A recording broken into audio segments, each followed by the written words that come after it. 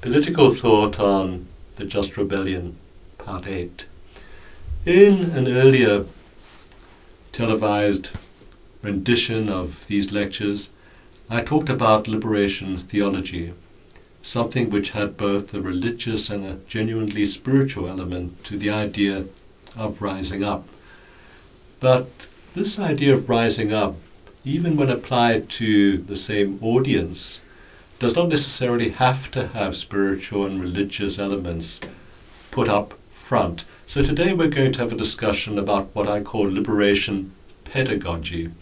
And by this I mean a secular version of liberation theology, which takes forward the same values of independence, the same values of creativity, the same values of the integrity of the individual person, even if that person is a peasant, even if that person is illiterate, even if that person is not fully formed in the modern sense.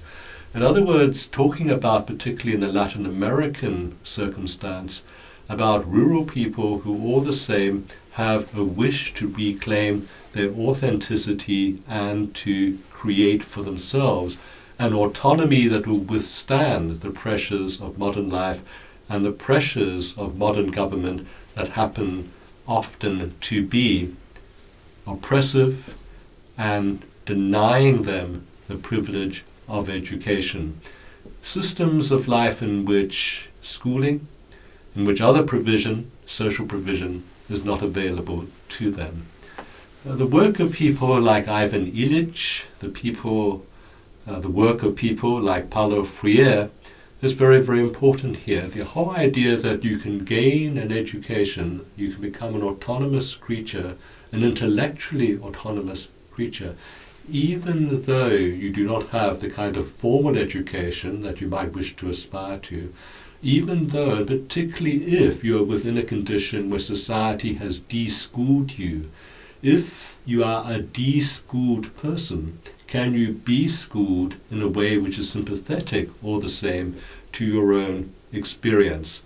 And people like Illich, people like Freire, went to great extents to try to demonstrate that they were sympathetic pedagogies that could reach out to a peasant, to a rural population, embrace their experience, and use that very experience as a means of educating them not only towards literacy, but towards self-understanding, towards being able to understand the wider world, and to be able to understand how to liberate themselves from that wider world. In other words, how to declare themselves as being within an autonomous realm, not only intellectually, but with the capacity to organize themselves autonomously in political terms. The pedagogy of the oppressed, as Freire called it, was a revolutionary statement, something which could not be made in a metropolitan country, but something which certainly had a profound influence when it was refracted back to the metropole from the experience particularly of Latin America.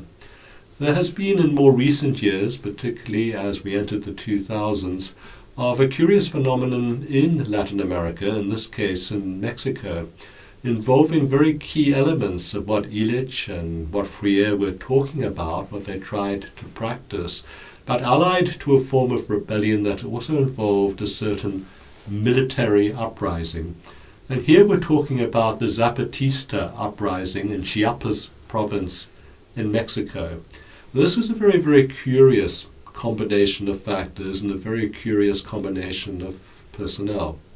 It was led, at least symbolically, at least in terms of public relations, by someone who was clearly a metropolitan intellectual. He had, as it were, a battle name, Comandante Marcos. He has never been formally identified, although many suspect who he might actually be. And if these suspicions are true, then he was a metropolitan academic from Mexico City. But on camera, on the so-called battlefield, he always wore a balaclava. He also had other little tropes that he carried around with him, almost as quasi-reference points to what he might be. The idea of carrying with him a little mascot, a stone tortoise which he used to stroke, a reference to the ancient Greek story that the tortoise might not be very fast, but in the end it always beats the hare. The idea of smoking cigars, the languid nature of lying back in his hammock while all around shells from government forces were falling. This kind of calm amidst chaos, this kind of referencing a carelessness, built an aura, a very romantic aura around him and around the Zapatistas, who were those who were involved in helping the peasants of Chiapas to rise up against a government, a centralized government in Mexico and a provincial government in that part of Mexico which had not provided for the rural population. But a lot of this was highly symbolic. It was symbolic in the sense that although the Zapatistas were militarized, they were able to present themselves as a guerrilla group, there were in fact never any sustained full-scale military clashes with the Mexican army. Everything was a polite engagement, almost as if it were scripted or choreographed beforehand. The shells would always land just short of the Zapatista encampment. The Zapatistas would never actually ambush the Mexican government. It was, as it were, if not choreographed, then a game of chess in which one side moved to one position in such a way that the other side was able to move to another position.